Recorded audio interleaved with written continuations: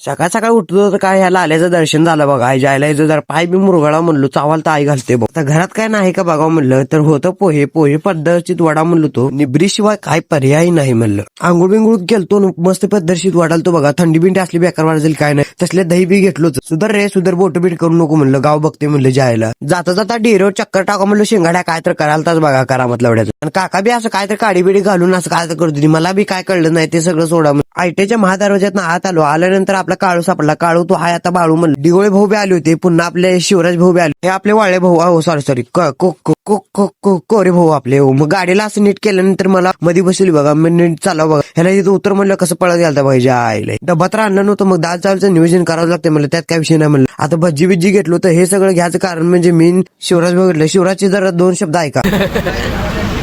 काय मन बोचावर पडलेला लहानपणी. सुकूनला चहा प्यायला चल म्हणाल तर चल भाऊ म्हणलं. प्रत्येक दादा आपलं शाखा नंबर काय बघितलं नाही, पण गेलो बघा थेट. आत गेल्यानंतर असं चहा तर क्वालिटीचा होता. मग दोघं बी इथं बसून वरपाली बघा, वरपाली मग नीट निघलो बघा. यो बाबा आपल्याला माग बसशील बघा यांच्या आईचं हिंच्या. भाऊ गाडी पार्किंग करून यालताच. येताना तेवढंच आपली आयडेंटिटी झाली बघा. ए तुमचा रे एवढ्या काय बी करत जाऊ नको, तुमचा बी चल. भाऊ आपला मोबाईल बघालता बघा. मी असं क्लिप घ्यायलो का शिवा बाबा काळूची माझी कॉमेडी शूटिंग चालू होती. ब्लॉग लेच मोठा व्हायला. ब्लॉग आवडला तर लाईक फॉलो तेवढं नक्की करा.